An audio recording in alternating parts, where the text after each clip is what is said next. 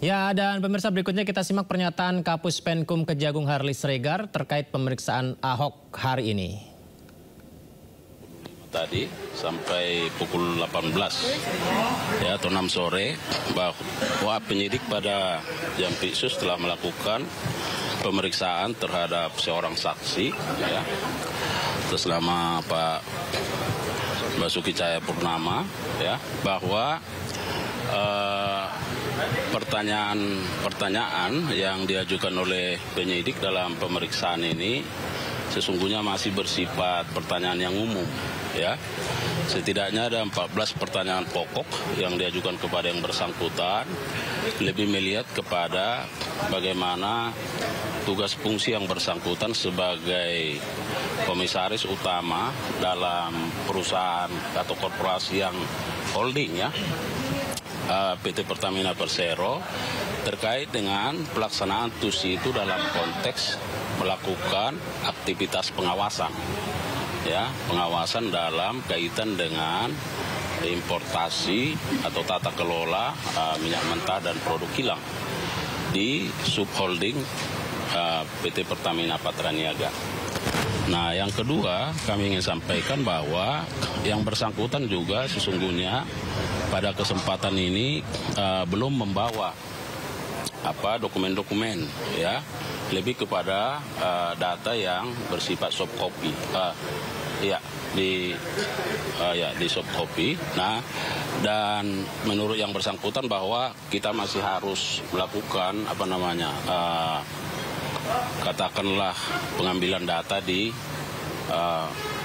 Pertamina di Persero ya, untuk selanjutnya nanti akan dipelajari lebih dalam oleh penyidik. Nah, kemudian bahwa penyidik pada waktunya nanti juga akan tentu melakukan pemeriksaan lanjutan terhadap yang bersangkutan ketika dokumen-dokumen seperti yang dijelaskan oleh saksi kepada penyidik, misalnya terkait dengan notulen-notulen rapat ya yang dilakukan oleh direksi atau komisaris ya dalam kaitan dengan tata kelola minyak mentah dan produk kilang ini. Nah, perlu kami sampaikan bahwa sesungguhnya penyidik tentu ingin mendalami bagaimana peran yang bersangkutan sebagai komisaris utama dalam kaitan dengan import ekspor ya. Katakan kalau import itu kan ada minyak mentah dan juga produk kilang. Nah, bahwa kita tadi juga atau penyidik melihat bahwa yang bersangkutan sesungguhnya mengetahui bahwa ada ekspor terhadap minyak mentah kita, pada saat yang sama juga dilakukan import ya terhadap minyak mentah dan produk kilang. Jadi semua ini masih dalam berproses ya, tentu penyidik akan terus mendalami ya keterangan-keterangannya sembari kita masih menunggu ya dokumen ya, apakah nanti penyidik yang akan secara aktif untuk meminta dokumen itu dan akan mempelajarinya dan tentu akan kemungkinan untuk melakukan pemeriksaan lanjutan terhadap yang bersangkutan. Ada data-data yang disampaikan oleh Pak Ahok, ada hal yang baru nggak terkait dengan posisinya? Nah, karena yang bersangkutan kan menjawab sesuai pertanyaan. Jadi tadi makanya saya bilang penyidik masih lebih bersifat umum ya, terkait dengan TUSI yang bersangkutan. Kemudian apakah mengetahui terkait soal rencana-rencana ekspor import ya. Nah, semua itu tentu diarahkan pada peran dari 9 tersangka. Terus kalau pemeriksaan terhadap Pemirsa, Kejaksaan Agung menetapkan 9 tersangka dalam kasus dugaan korupsi tata kelola minyak di Pertamina yang merugikan negara hingga 193,7 triliun rupiah per tahun. Pasca terungkapnya kasus dugaan korupsi tata kelola minyak mentah dan produk kilang Pertamina, DPR mendesak Dirut Pertamina Simon Aloysius Mantiri untuk memperbaiki tata kelola perusahaan hingga anak cucu perusahaan.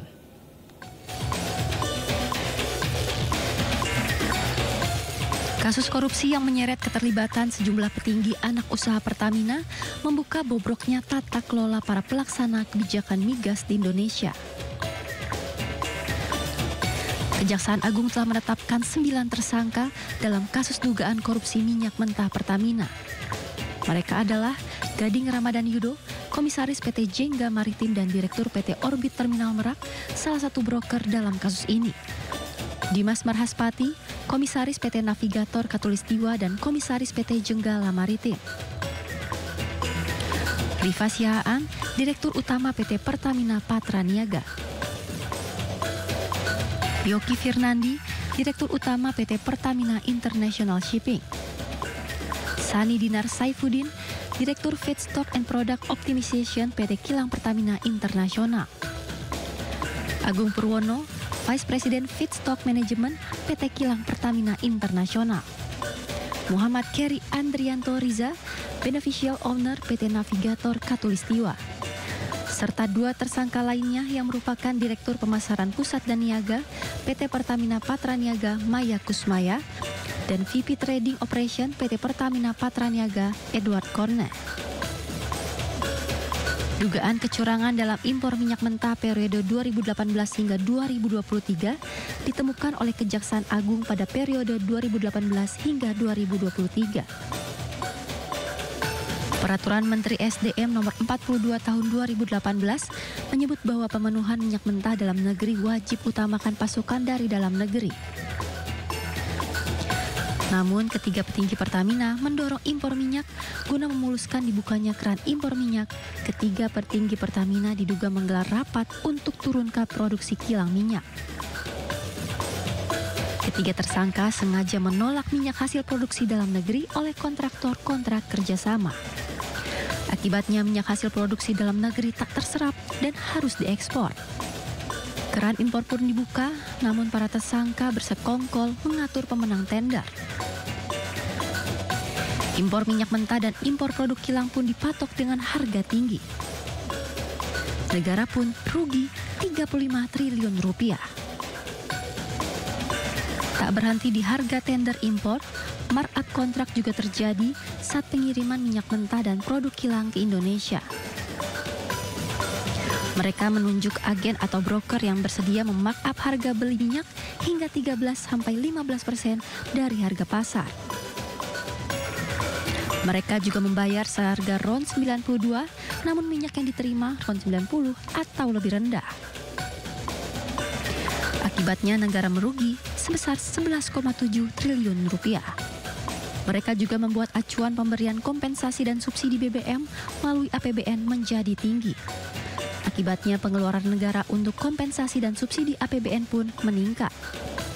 Lagi-lagi, negara merugi hingga 147 triliun rupiah.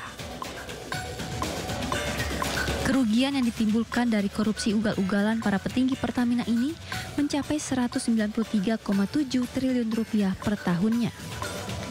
Bila korupsi dilakukan selama periode 2018 hingga 2023, maka kerugian negara mencapai 968,5 triliun rupiah. Pasca terungkapnya kasus dugaan korupsi tata kelola minyak mentah, anggota Komisi 6 DPR RI Asep Wahyu Wijaya mendesak Dirut Pertamina Simon Aloysius Mantiri untuk memperbaiki tata kelola perusahaan pengelolaan minyak negara hingga anak cucu perusahaan. Langkah tersebut dilakukan untuk memulihkan citra Pertamina sebagai perusahaan plat merah. Politisi Partai Nasdem ini mempertanyakan fungsi pengawasan dan kontrol di internal Pertamina yang tidak berjalan, serta meminta Dirut Pertamina benar-benar memendahi tata kelola Pertamina dan tak segan mengganti jajarannya yang bermain dengan tugasnya.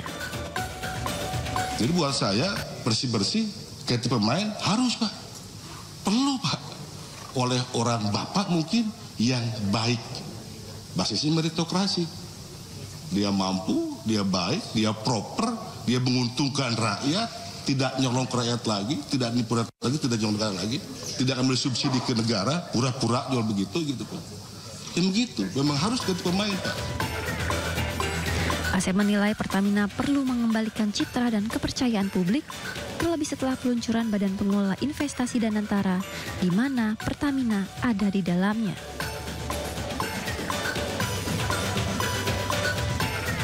Ya, di tengah kritikan kepada Pertamina, Presiden Prabowo sempat memberikan pesan menyentuh kepada jajaran Pertamina.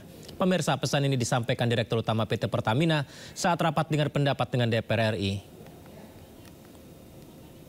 Utama dipanggil menghadap Presiden Prabowo Subianto di Istana Merdeka saat itu. Ketika bertemu, pesan beliau sangat sederhana, tidak lebih dan tidak saya kurangi. Ketika bertemu, beliau hanya menyampaikan, setialah hanya kepada bangsa dan rakyat Indonesia, setialah hanya kepada merah putih. Sambil menunjuk bendera yang berada di belakang, beliau duduk. Dan beliau pesan, Pertamina adalah soko guru dan tumpuan bangsa Indonesia.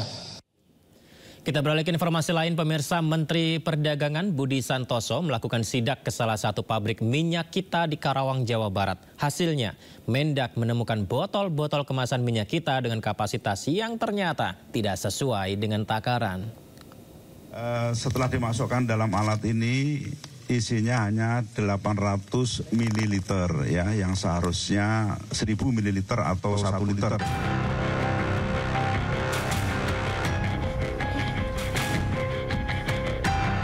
Inilah temuan Menteri Perdagangan Budi Santoso dalam sidak yang dilakukan ke salah satu pabrik minyak kita di Karawang, Jawa Barat. Isi dari minyak kita yang seharusnya 1 liter hanya berada di angka 800 ml, artinya kurang 200 ml setiap botolnya. Temuan ini berada di lokasi baru PT Arta Eka Global Asia yang berada di Teluk Jambe, Karawang, Jawa Barat. Akibatnya ruang penampungan minyak hingga produksi kini seluruhnya telah disegel. Sejumlah barang bukti berupa mesin produksi, botol plastik, dan minyak siap edar telah dipasangi garis kuning pengawasan dari Direktorat Tertib Niaga Kementerian Perdagangan. Jadi kepada perusahaan ini sudah kita segel dan tidak bisa berusaha lagi, nanti izinnya segera kita cabut. Sidak dilakukan untuk menggali informasi lebih dalam mengenai praktik kecurangan yang dilakukan. Sebelumnya perusahaan ini diketahui memproduksi minyak kita dengan takaran yang tak sesuai, dari 1 liter disunat menjadi 750 ml, serta menjual di atas harga eceran tertinggi yang disarankan pemerintah, dari Rp15.700 menjadi Rp18.000. Dari Karawang, Jawa Barat, Camar Hainda, iNews melaporkan.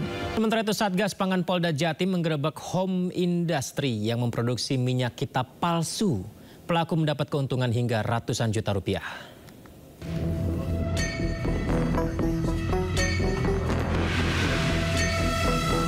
Polda Jawa Timur menggerebek sebuah rumah yang dijadikan tempat produksi minyak goreng minyak kita palsu di Surabaya, Jawa Timur. Pelaku mengemas minyak curah dengan kemasan minyak kita. Tidak hanya itu, minyak curah yang diberi label minyak kita ini takarannya juga dikurangi dari 1 liter menjadi 850 ml dan dijual di atas HET atau harga eceran tertinggi. Dari pemalsuan tersebut, pelaku usaha mengantongi keuntungan sekitar 720 juta rupiah selama beroperasi 1 tahun. Polisi telah mengamankan 2 tersangka yang saat ini masih dalam pemeriksaan di Reskrimum Polda Jawa Timur. Situasi sekarang, masyarakat juga harus bisa melihat mana yang benar, karena ini juga akan berbeda dengan harga yang ditetapkan. Dengan minyak curah ini kan belum tentu sama dengan yang minyak yang original mirip minyak kita. Sementara itu, polisi juga menggerebek rumah produksi minyak kita di Kecamatan Rajek, Kabupaten Tangerang, Banten. Pelaku mengurangi takaran minyak kita dalam kemasan 1 liter hanya berisi 750 ml. Petugas juga menemukan puluhan tumpukan dus minyak kita yang siap edar, serta 15 jerigen besar yang berisi minyak curah.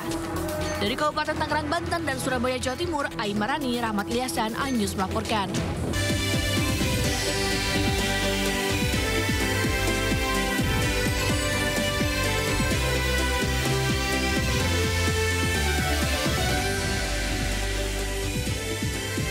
Pemirsa, baru 2 bulan berjalan, Kementerian Keuangan melaporkan anggaran pendapatan dan belanja negara 2025 mengalami defisit sampai 30 triliun rupiah lebih. Pemirsa, saya Yudi Handoyo. Anda menyaksikan Sindo Prime.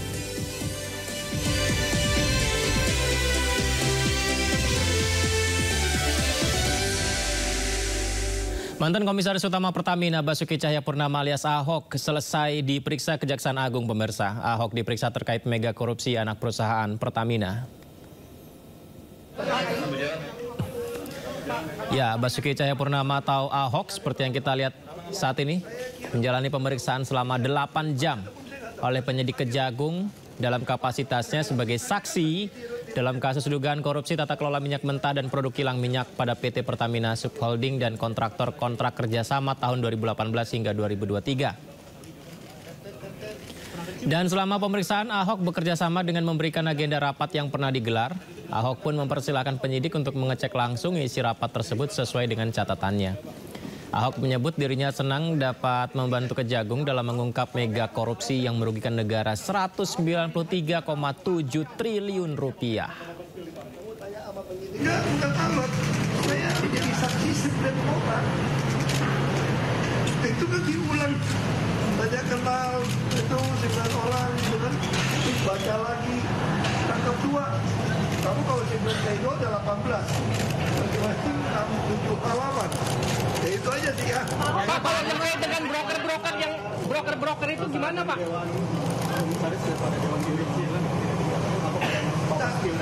Nah, makanya ini aja, saya kira nanti tunggu aja, yang Kejaksaan Agung akan minta semua data dari Pertamina. Kan saya sudah tidak di Pertamina, saya nggak bisa kasih data. Saya hanya bisa ingatkan rapat ini tanggal berapa, saya punya agenda catatan.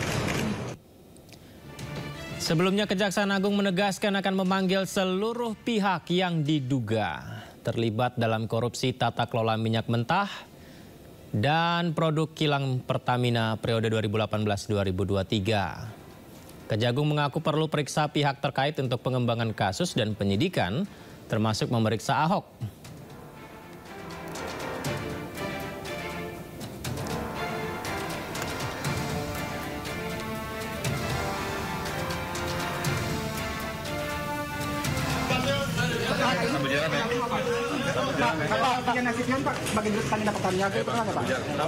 Saya kira mungkin beliau bisa dipanggil ataupun saya nggak tahu. Harusnya dipanggil ya.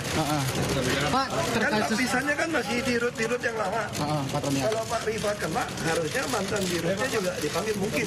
Pak sebagai waktu menjadi komut, memang ada saus yang Bapak ketahui juga. Pernah kecium nggak Pak? Berapa kita udah lapor? Ada yang kecium, ada yang nggak kecium. Dan itu juga. Kita juga. Dan itu dilaporkan. Karena kan ada audit BPK, ada audit yang lainnya. Dan itu Bapak laporkan. Ya Pak.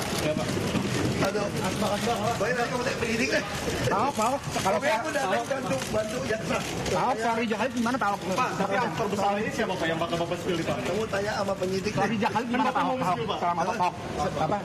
Si Rijal Khalid sama Pak di komen. Pak, yang Bapak pernah temukan itu sama yang ditangani sama Kejaksaan Agung. Tapi polanya sama. Ya, mantan Komisaris Utama PT Pertamina Basuki Cahayapurnama atau yang kita kenal dengan nama Ahok diperiksa penyidik Kejaksaan Agung terkait kasus korupsi Pertamina. Kita akan cari tahu mengenai situasi terkini di sana. Sudah ada rekan Esra Ambarita. Halo, selamat malam Esra. Ahok baru saja selesai diperiksa oleh Kejagung Esra. Lantas apa saja yang disampaikan oleh Ahok dan juga pihak Kejagung? Ya, selamat malam Yudi dan juga pemirsa. Beberapa menit lalu baru saja Basuki Cahayapurnama atau kerap disapa Ahok meninggalkan gedung Kejagung yang tadi agendanya adalah pemeriksaan terkait dugaan kasus korupsi tata kelola minyak dan produksi kilang di PT Pertamina.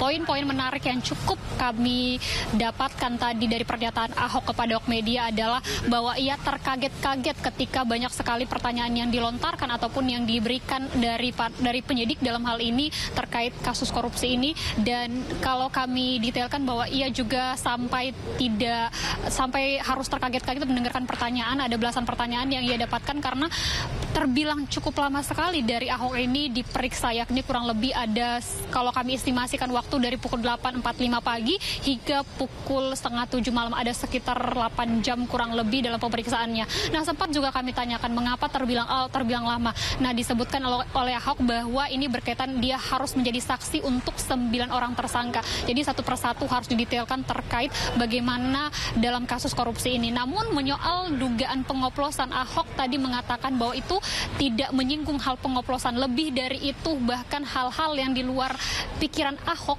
ditanyakan kepada para penyidik, dan ia juga menyampaikan, saya juga tidak mengetahui hal tersebut, namun bisa ditanyakan kepada penyidik. Namun yang penting ya bahwa Ahok terkaget-kaget terkait apa yang disampaikan ataupun apa yang ditanyakan penyidik. Kemudian juga tadi beberapa hal disampaikan Ahok adalah bahwa ia bersedia atas apapun nanti yang dimintai keterangannya dari pihak Kejagung dalam hal ini jika harus diperiksa kembali. Namun ia menekankan ia akan membantu, ataupun jika sekiranya ada dokumen-dokumen penting yang hendak ditanyakan terkait rapat, ia akan serahkan juga kepada pihak Kejagung. Namun lebih rincinya Ahok tidak membeberkan secara komprehensif. Ia meminta kepada pihak Kejagung untuk lebih lengkap terkait apakah ada fakta baru, kemudian apakah ada orang-orang baru. Nah pemirsa, untuk diketahui bahwa tidak hanya Ahok saja yang diperiksa, bahwa ada sebelumnya juga 10 saksi yang dipanggil Kejagung untuk melihat seperti apa kasus ini secara komprehensif. Nah tidak menutup kemungkinan juga akan ada pihak-pihak lain yang juga akan dipanggil untuk merunutkan seperti apa kasus ini.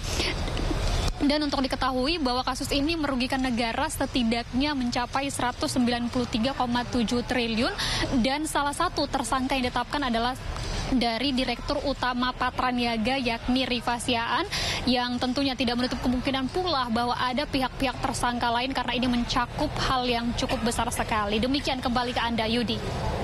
Esra, kami ingin tahu apakah ada informasi tentang kemungkinan penambahan tersangka barukah dari kasus dugaan korupsi Pertamina ini, Esra? Ya, Yudi dan juga pemirsa, tadi sempat juga saya tanyakan kepada pihak Kejagung, Harli Siregar menyatakan bahwa setiap hari pihaknya akan terus melakukan pemanggilan demi pemanggilan untuk merampungkan kasus ini. Namun tadi juga kami tanyakan kepada Basuki Cahayapurnama, Pak, apakah ada kemungkinan besar aktor tertentu atau pihak-pihak tertentu juga yang ada di balik korupsi, dugaan korupsi di tata kelola minyak PT Pertamina ini? Lagi-lagi tidak disebutkan, tapi tidak menutup kemungkinan bahwa akan ada orang lagi dipanggil, dan disebutkan bahwa nanti akan dibuka secara luas nanti di persidangan. Namun Yudi dan juga pemirsa, hal menariknya bahwa Ahok ini sempat mengatakan bahwa ada hal-hal tertentu yang tidak saya ketahui dan saya terkaget-kaget ketika dibuka, ketika ditanyakan di Kejagung ini. Jadi kita nantikan bersama apakah nanti akan ada nama-nama orang lagi, karena sampai saat ini penyidik maupun dari pihak Kejagung masih terus mendalami terkait kasus ini. Nah pemirsa, untuk diketahui bahwa kasus ini sudah didalami sudah terjadi sejak tahun 2018 sampai 2023, dan sekali lagi total kerugian negara kalau ditotalkan ini mencapai 193,7 triliun rupiah. Demikian, kembali ke Anda, Yudi. Baik, terima kasih banyak Esra Ambarita melaporkan langsung dari Gedung Kejaksaan Agung RI. Selamat bertugas kembali Esra Ambarita.